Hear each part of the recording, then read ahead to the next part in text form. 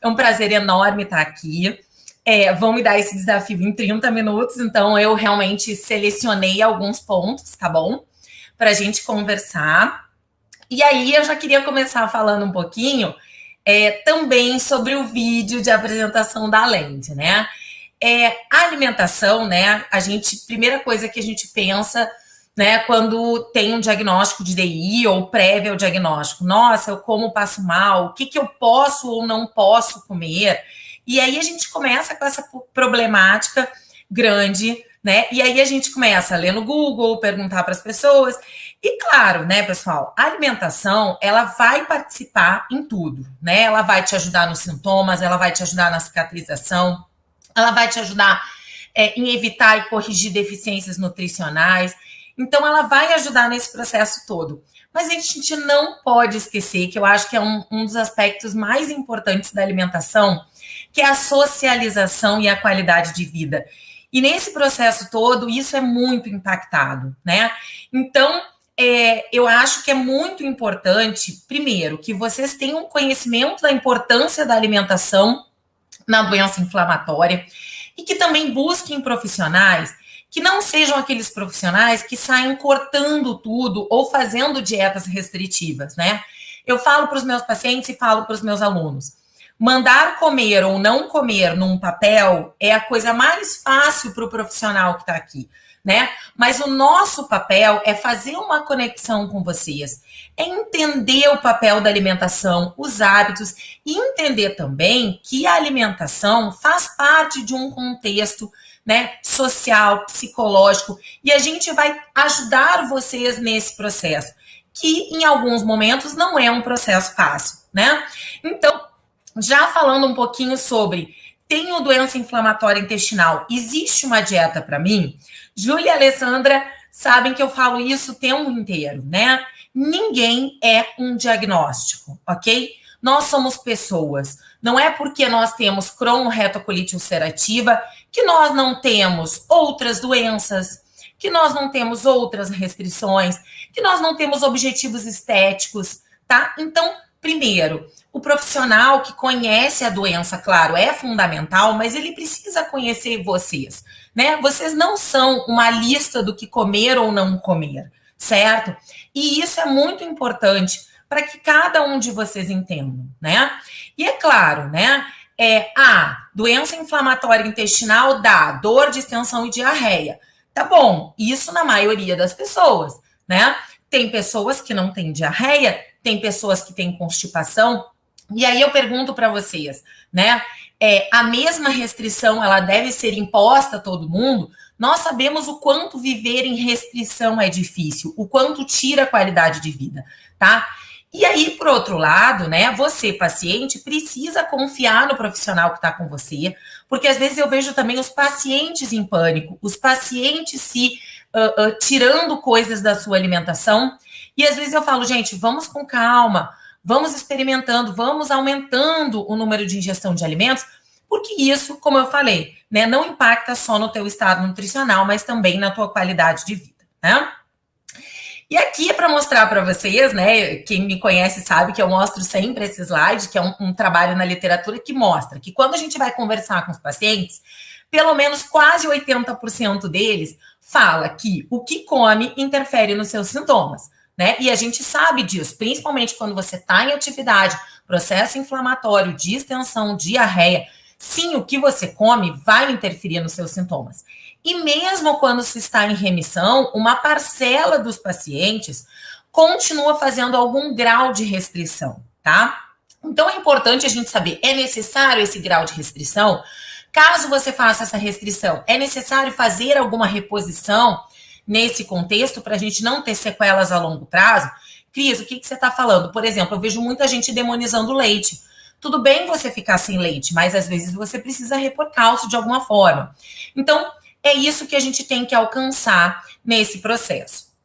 E outra problemática que a gente tem, né, é o seguinte, às vezes o paciente, ele vai conversar com o médico, né, ou com um profissional que está assistindo, e ele recebe a informação, não, poxa, vai tentando aí, ver o que te faz bem, o que não te faz bem, né? E aí tem dois contextos, né? Eu vejo que cada vez mais hoje, como o doutor Rogério falou, nós temos trabalhado em equipe, né? Então não dá para a gente ignorar que a gente tem um problema no intestino.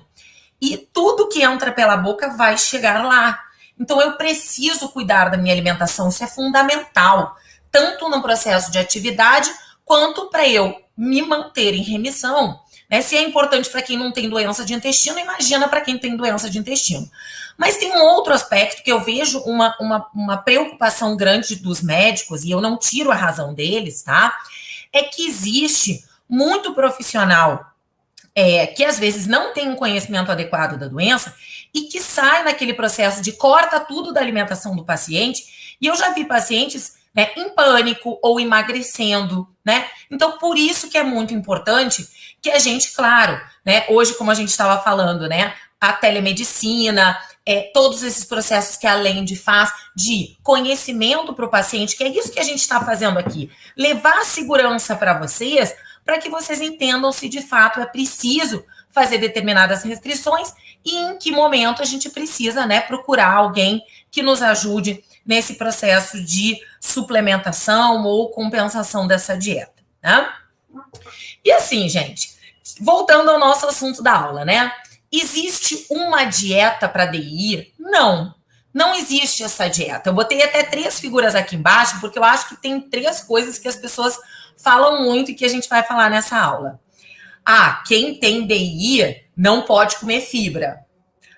Quem tem DI, eu já ouvi dizer que o glúten não é muito bom. E o leite, eu não devo tomar leite. Então, a gente vai falar um pouquinho desses 3 aspectos aqui, tá? Porque eu já adianto para vocês que não é assim, né, pessoal? Tá? Então, não é isso, né? Eu não posso essas coisas aqui porque eu tenho DI, porque isso rola muito por aí e a gente tem que ter um pouco de cuidado nesse processo. Quando a gente pensa na nutrição, né? Sim, a nutrição, como eu falei para vocês, ela vai ajudar muito no controle dos sintomas. Mas algo que eu falo muito nas minhas aulas e que é muito importante, né? E eu acho que o doutor Rogério, na palestra dele, já deixou isso muito claro, né? Para que eu atinja a melhora dos meus sintomas, a remissão da doença, eu preciso fazer o tratamento médico adequado. Então, a nutrição, ela é um aliado nesse processo, tá? Então, às vezes as pessoas chegam para mim e falam assim, Cris, eu vim aqui porque eu tô com diarreia. Essa dieta que você vai me passar, ela vai resolver a minha diarreia? Não, gente. Ela vai junto com a medicação, tá? Auxiliar no tratamento do processo inflamatório, na melhora dos sintomas, e aí sim eu vou ter uma melhora. Mas a dieta sozinha, ela não vai conseguir resolver o processo, porque a diarreia, a dor, ela vem de um processo inflamatório que precisa do adequado tratamento médico. Então, é claro, né, quando a gente tem mais sintomas e precisa de mais restrições na atividade, como a gente falou, alguns pacientes em remissão, eles ainda têm alguns sintomas, eles podem ter algumas situações relacionadas a uma variabilidade individual, a uma microbiota, mas já é bem menos, né? Então, a nossa tendência a gente precisa de uma dieta um pouco mais cuidadosa na atividade, já na remissão as coisas melhoram bastante e devem melhorar, tá, pessoal? Por quê? Lembra que a gente, às vezes, na atividade, a gente faz aquela dieta chamada para diarreia, que eu já vou falar dela. Então, a gente restringe um monte de fibras, legumes, verduras e frutas.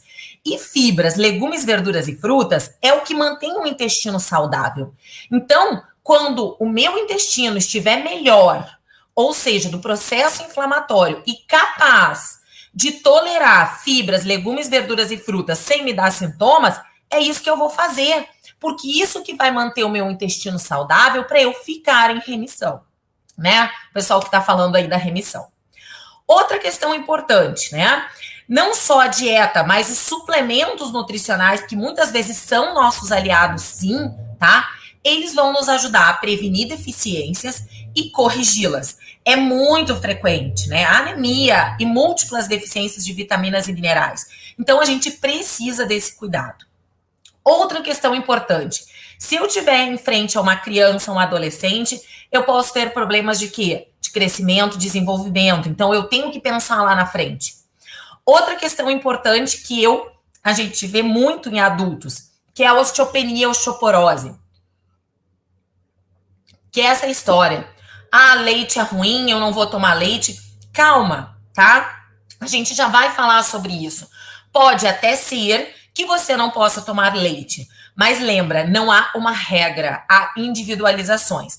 E se você não puder tomar leite, você de alguma forma vai ver com seu médico, com a sua nutricionista, uma reposição de cálcio para atingir as recomendações e não ter mais problemas a longo prazo, que ainda podem ser influenciadas pelo processo de atividade da doença, pelo processo de má absorção e pelo uso de corticoide. E também não é o foco da nossa aula, porque me deram 30 minutos, porque eu sei que não dá para falar muito hoje, mas nós temos já alguns nutrientes e compostos estudados a respeito da resposta imune e inflamatória. Lembrando que qualquer coisa, tá, pessoal, que a gente use em termos nutricionais, né, buscando esse objetivo, tá, que nós temos alguns trabalhos hoje, nunca é em substituição ao tratamento médico convencional, tá? Então, quem maneja o tratamento médico é o médico, de acordo com as possibilidades. A nutrição, ela é uma aliada neste processo, tá? Bom, então vamos falar primeiro, né, da dieta mais comum no processo da DI, né? Principalmente quando a gente tem atividade inflamatória, distensão, gases e diarreia, que é a chamada dieta pobre em resíduo ou dieta para diarreia, que é a que a gente mais escuta por aí, né? Bom, qual é o objetivo dessa dieta, pessoal? Menos fermentação, menos distensão abdominal e formação de um bolo fecal menor. Dessa forma, diminuindo o número de evacuações, de vezes em que o paciente vai ao banheiro, tá? Então, nesse processo, o que nós vamos orientar, né? É uma dieta que restringe a lactose. A lactose é o carboidrato do leite, tá? Nesse processo em que a gente tem diarreia, tá? A lactase, que é a enzima que digere a lactose, ela é perdida, porque ela fica no ápice ali de dentro do intestino, na vilosidade, na parede intestinal. Então, muita diarreia faz com que eu tenha perda desta enzima e isso leva à má digestão da lactose. Ela mal digerida é fermentada e incorpora água. Então, ela aumenta o volume das fezes. Então, para isso, a gente usa produtos isentos de lactose, ok? E a nossa tendência nesse processo é usar também produtos mais magros, né? Todo mundo sabe quanto a gordura estimula a peristalse. Então, eu tenho que usar produtos com menor quantidade de gordura, desnatados ou semidesnatados. A nossa tendência também é diminuir a quantidade total de fibras, tá? Então, a gente vai usar aí em torno de 15, né? No slide está 10, 15, mas a gente pode usar até 20. E a gente vai evitar muito fibras insolúveis, que estão aonde? Casca, semente, bagaço, tá? Nós vamos usar mais as fibras solúveis, certo? Eu tenho aonde? Eu tenho na aveia, eu tenho na batata, maçã, né? Isso tudo sem casca, pera, cenoura, chuchu, ok? Então, a gente vai enfatizar mais essas fibras e a gente pode também individualmente suplementar fibras solúveis, porque as fibras solúveis, elas são capazes de formar um gel. Então, elas ajudam na formação do bolo fecal e elas ajudam na lentificação do trânsito, tá? E é importante ressaltar que na nossa alimentação habitual do dia a dia, em geral, a gente come o quê? Mais fibra insolúvel. Então, quando a gente modifica os alimentos, a gente faz essa inversão. Eu passo a comer menos insolúvel e mais solúvel. E aí eu consigo ajudar o intestino dessa forma. Ingerindo mais fibra solúvel, eu ajudo a formar o bolo e que esse bolo passe no meu intestino de forma mais lenta. Nós evitamos alguns amidos resistentes à digestão, como estaquiose e rafinose das leguminosas, todo mundo lembra, feijão, lentilha, ervilha, grão de bico, que são altamente fermentáveis. Nós, na escolha dos adoçantes, pessoal, temos que evitar sorbitol, manitol e xilitol, que são álcoois, que têm efeito osmótico. E hoje eles são usados muito, as pessoas estão muito na moda e tem muito produto. E esses álcoois, né, a pessoa fala, beleza, né? Logo embaixo diz ali, ó, a Cristina disse que tem que restringir frutose e sacarose. Gente, é diminuir frutose e sacarose. Então, eu vou escolher um produto zero. Aí você escolhe um produto zero que tem sorbitol. Ele vai ser pior do que se ele tivesse açúcar, tá? Então, por isso, às vezes, você precisa da ajuda do profissional para ele te ensinar essas coisas. Frutose e sacarose. Por favor, pessoal, não é para não comer fruta, tá? Mas, por exemplo, mel, suco de fruta concentrado, fruta seca, pode sim piorar a diarreia. Mas frutas espaçadas ao longo do dia dentro da dieta equilibrada, elas devem sim ser ingeridas, tá? Então é frutose em concentração. Mesma coisa, Cris, eu não posso comer açúcar, não é isso. É não comer grande quantidade de açúcar e concentrado. Se você tiver, né, eu não gosto de adoçante, ou a sua nutricionista achou que você deve ficar com açúcar, siga a orientação dela, mas use pouca quantidade fracionada. Cafeína e bebida alcoólica devem ser evitados porque eles estimulam o movimento peristáltico, que acelera a diarreia, e também eles estimulam a secreção, o volume de líquidos na luz intestinal. Essa dieta, pessoal, não é para a gente fazer para sempre, tá? Alguns pacientes com estreitamento da luz, com estenose, no caso do Crohn, eles precisam fazer essa dieta de forma um pouco mais prolongada, tá? Mas não, é pra gente fazer na vigência daquela atividade maior, daquela diarreia maior, tá? E outra que eu falo sempre, hoje nós temos muitos produtos, a gente tem muitos alimentos, então não é, pelo amor de Deus, para ninguém aqui ficar comendo batata, arroz, clara de ovo, peito de frango, cenoura chuchu, banana e maçã, você vai enlouquecer. Existe uma orientação ampla que a gente dá com vários alimentos, produtos e hoje preparações para a gente variar bastante isso. Porque se você ficar nessa dieta extremamente restritiva, você vai ficar desnutrido. E esse não é o objetivo, tá? É dentre uma gama de alimentos escolher aqueles que vão criar menos bolo fecal. E por isso, a gente deve fazer por um período evitar por um período prolongado, porque ele pode levar a múltiplas deficiências, né? Carboidrato, gordura, fibra, cálcio, algumas vitaminas. E por isso, a gente também suplementa o paciente, porque ele acaba ficando com uma restrição muito grande de alimentos nesse período, e por isso a gente deve fazer por um período mais curto, tá? Com exceção dos pacientes com estenose fibrótica que precisam dessa dieta por um período mais prolongado. Eu acho que alguns de vocês já devem ter ouvido falar numa dieta muito popular para outra doença intestinal, né? Doença funcional, chamada de síndrome do intestino irritável, tá? Eu não vou ter tempo para detalhar essa dieta aqui, mas é uma dieta, né, diferente da anterior, que é uma dieta restrita em FODMAPs. FODMAPs é uma sigla que vem do inglês, que eu coloquei aqui no slide, né? Que é a restrição de alimentos muito fermentáveis, tá? Então, são oligosacarídeos, alimentos fonte de oligosacarídeos, disacarídeos, monossacarídeos e polióis, tá? Então, existe uma lista grande de alimentos, né? Que algumas figurinhas estão até aqui nesse slide, né? E a ideia de restringir esses alimentos é porque eles estimulam a fermentação bacteriana, né? Os gases, o aumento do bolo fecal e estimulam a incorporação de água nas fezes, o que aumentaria também, né, o volume das fezes, tá? Só que, primeiro, ela é uma dieta diferente da anterior, tá? Ela é uma dieta muito específica para pacientes que têm síndrome do intestino irritável, né? E quando se estuda essa dieta, os estudos a respeito dela ainda são muito limitados. Muitos estudos estudam pacientes que têm DI e que têm síndrome do intestino irritável concomitante.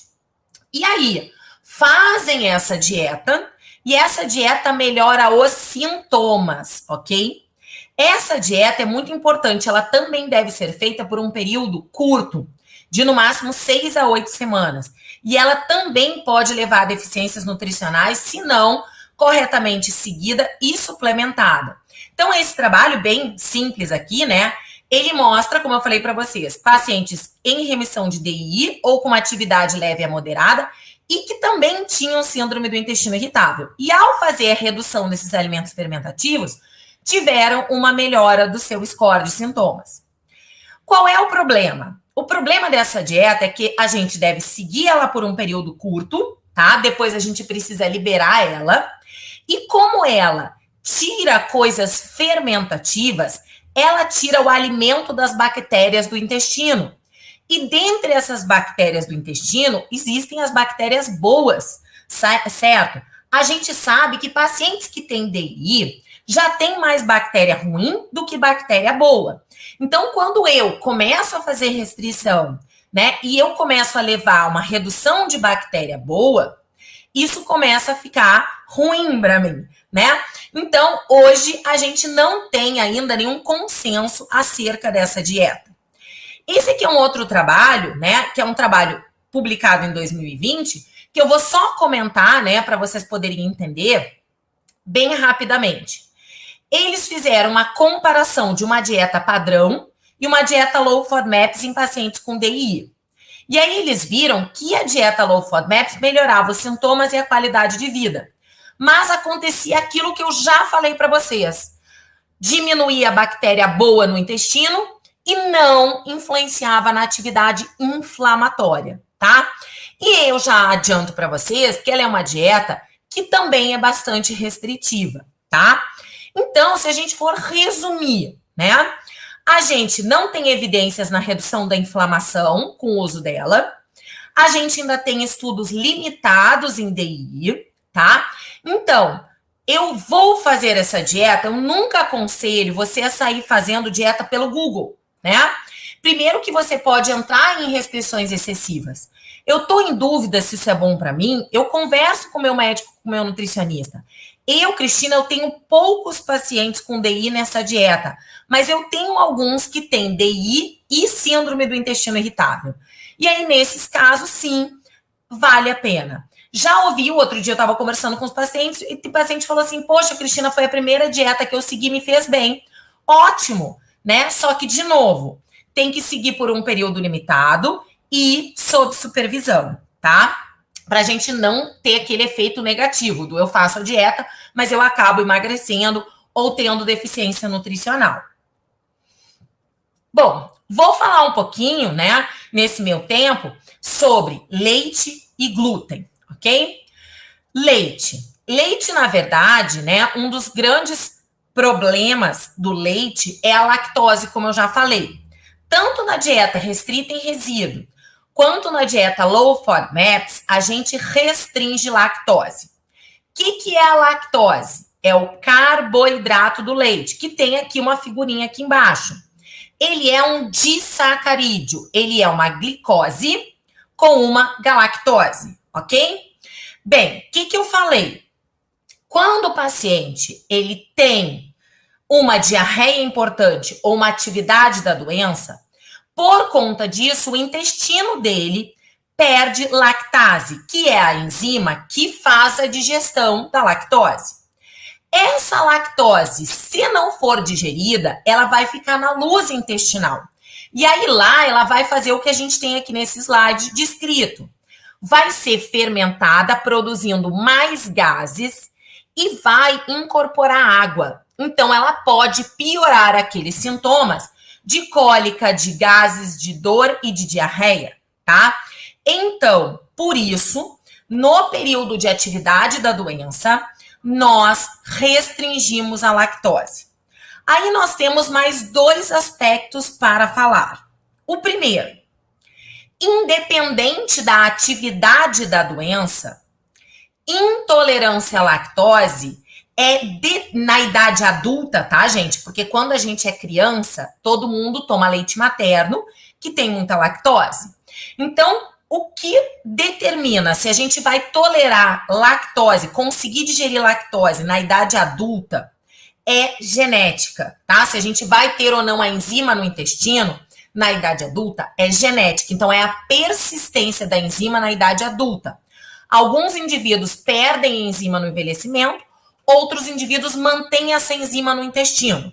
Então, independente da atividade da doença, alguns indivíduos terão intolerância à lactose na idade adulta.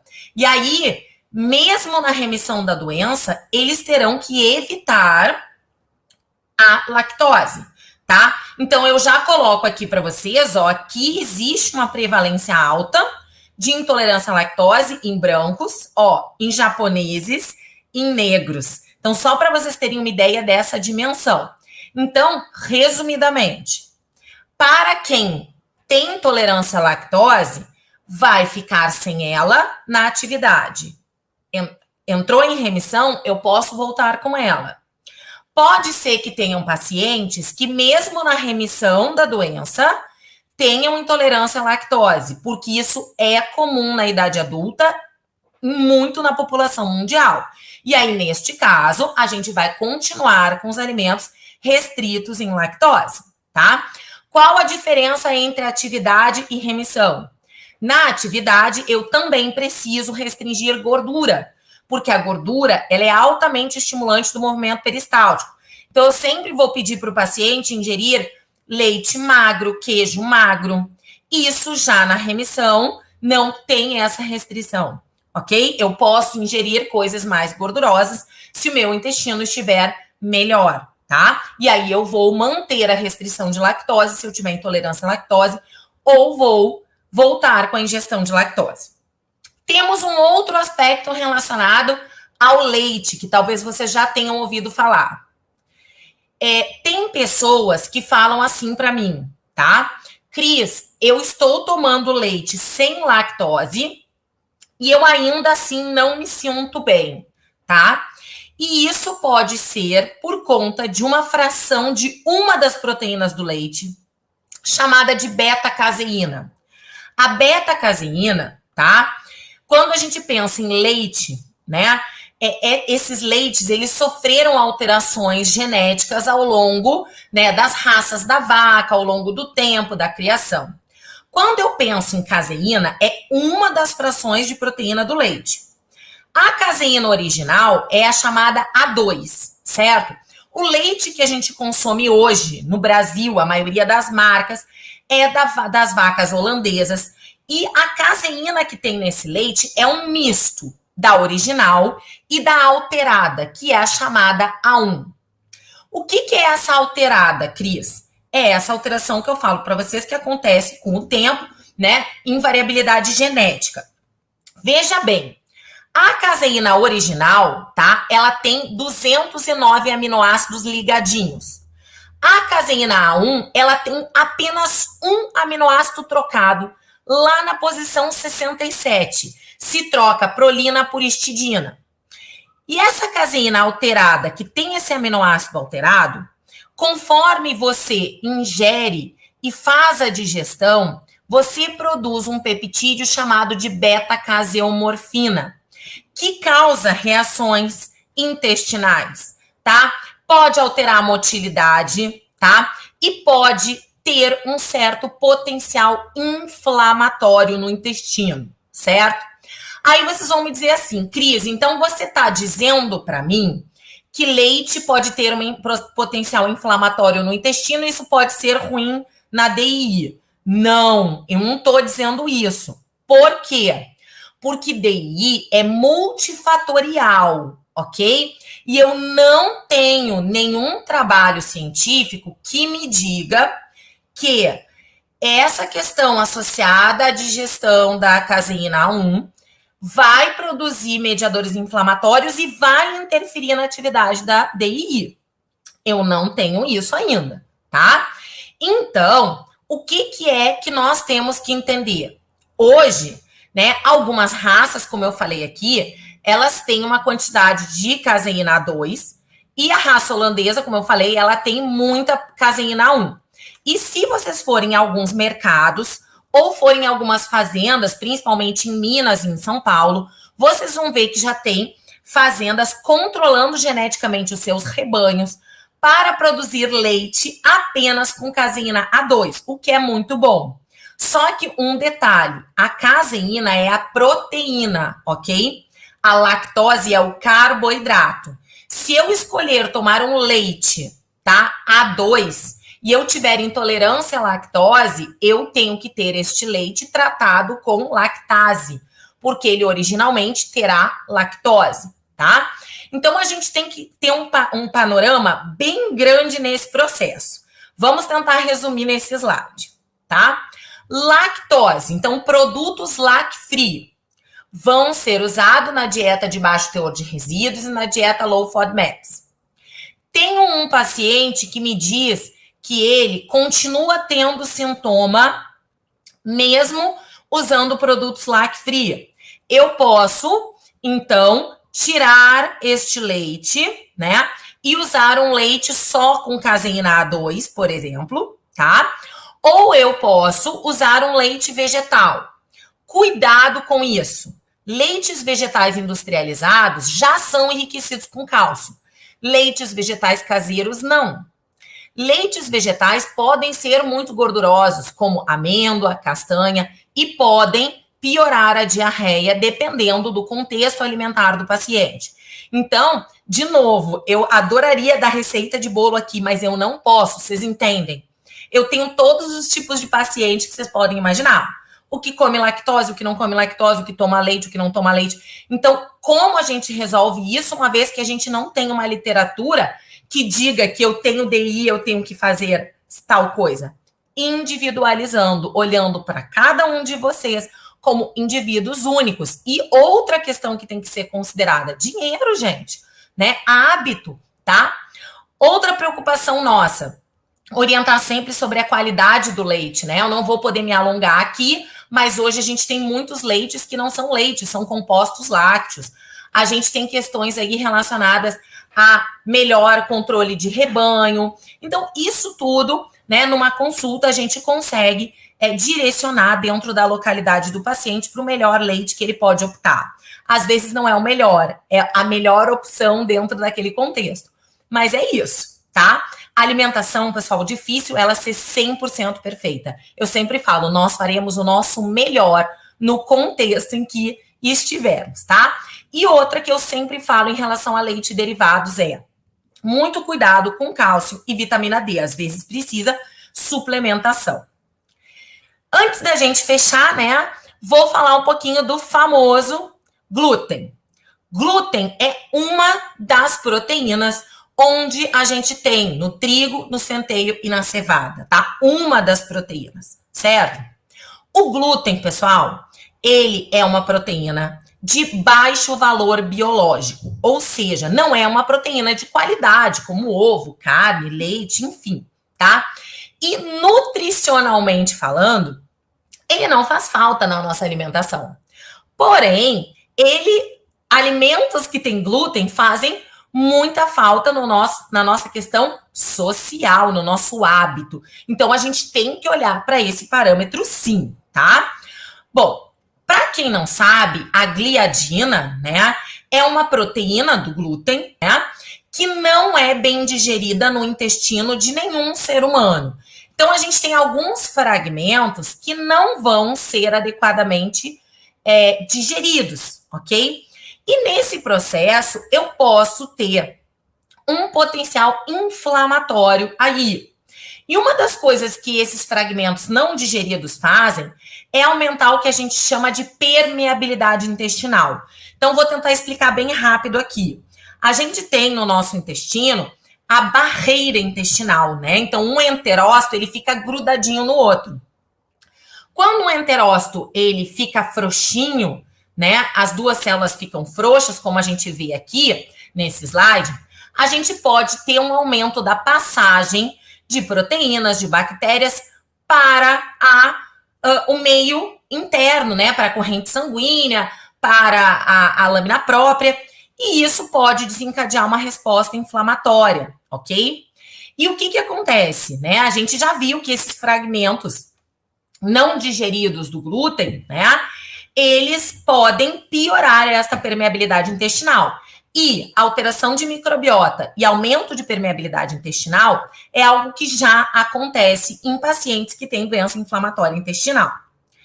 Bom, e além do glúten, a gente tem mais dois fatores para falar sobre o trigo.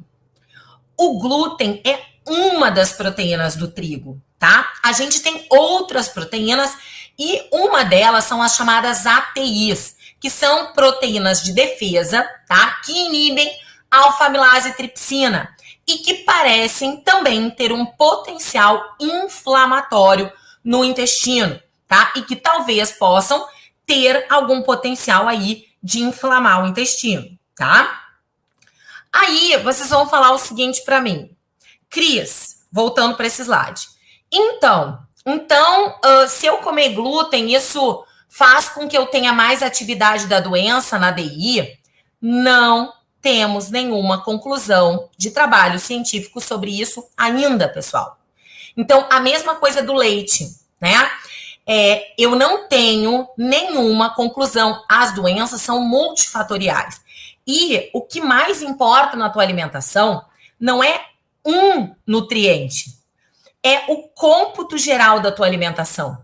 De nada adianta para mim, por exemplo, você tirar o pão e comer um monte de produtinho compradinho, sem glúten, cheio de aditivo e de açúcar. Isso não vai fazer melhor para o teu intestino, porque daí você tem aditivo, você tem açúcar, você tira uma coisa e você bota outra. Então, quando a gente trabalha alimentação na DI, eu trabalho o todo. E, de preferência, sem terrorismo nutricional. Então, tem mais um aspecto aí sobre o trigo. Esse trabalho aqui, ele mostra que alguns pacientes, isso pode ter acontecido com algum de vocês, que tira o trigo na alimentação, fala que melhora dos sintomas. Então, vocês podem ver nessa tabelinha aqui, ó. O paciente tirou o trigo e ele disse que melhorou dos gases, da diarreia, da dor abdominal, da náusea e da fadiga. De fato, a gente tem isso aqui. Mas além do glúten e das ATIs, o trigo ele tem um fator importantíssimo, que é o carboidrato, que é o frutano. O frutano do trigo ele é altamente fermentável. Então, quando você tira o trigo e você tira o frutano, melhora os gases, a distensão e a fermentação. E isso em nada tem a ver com o glúten, tá? Então, muito cuidado com as interpretações, né? E outra coisa, né? Nem tanto ao céu, nem tanto à terra, né? Quando alguém me pergunta assim, Cris, o que você acha do glúten? Eu acho que ele precisa ser reduzido na alimentação, tá? De uma forma sensata, certo? Não é terrorismo e eu não posso comer. E também não é tirar o glúten e botar produtinho compradinho de marquinha famosa, né? Que tá lá cheio de aditivo químico. Eu posso tirar pão e botar tapioca e botar crepioca. Ou eu posso botar um pão sem glúten, até feito em casa, que hoje a gente tem muitas receitas. Eu posso botar batata, aipim, inhame, milho. Então, eu não quero trocar uma coisa boa por uma coisa ruim. Por quê? Tem alguns trabalhos na literatura que falam que se eu tirar o glúten da dieta, essa minha dieta vai ter deficiência nutricional. Mas, gente, isso depende. Se eu trocar um produto embalado por um produto natural que me dá vitaminas e minerais, por quê que vai me dar deficiência nutricional? Então, de novo, não vamos demonizar o nutriente ou o alimento. Vamos olhar para o nosso hábito alimentar como um todo. Eu realmente costumo orientar os meus pacientes a reduzirem o glúten na alimentação, tá? Mas nunca, sempre tentando fazer trocas e adaptações para ficar uma dieta saudável e não trocar o glúten por esses produtinhos, né? E para coroar isso tudo, gente, por que essa história de descasque mais e desembale menos? Porque produto industrializado tem aditivo, corante, conservante, espessante, emulsificante, e isso a gente já tem uma penca de trabalhos dizendo que tem relação com o processo inflamatório, tá? Então, de novo, não adianta ficar comendo produtinho industrializado sem glúten, que você vai continuar se expondo a uma série de aditivos. E o que a gente quer de verdade, né? A gente quer ajudar vocês nesse período de atividade, atingir a remissão e cuidar do equilíbrio de micronutrientes, promovendo um equilíbrio, pessoal. Ou seja, eu quero na remissão da doença uma dieta mais saudável possível. Então, observem nessa figura que fecha a nossa aula. Se possível, eu quero uma maior quantidade de quê? De frutas, verduras, carnes brancas, Fibra solúvel e também insolúvel, né? Mas a fibra solúvel, ela ajuda muito na microbiota. Gorduras boas, né? Não cozinhar com azeite de oliva, não usar óleos vegetais, incluir fibras insolúveis de acordo com a tolerância, né? Então, veja aqui, ó, vai ter também trigo, massa, tá? Então, ninguém tá dizendo que não é para comer essas coisas, né? Produtos lácteos, né? Oleaginosas, né? A vitamina D, que muitas vezes vai ter que ser suplementada, que tem um potencial aí anti-inflamatório, de controle da microbiota, né? E a gente quer o quê? Evitar dietas repetitivas, extremamente restritivas. E aí, olha aqui nesse quadro. Comer menos carne vermelha, carne processada, né? Bebidas açucaradas, refrigerantes, doces, né? Alimentos processados, óleos vegetais, fast food.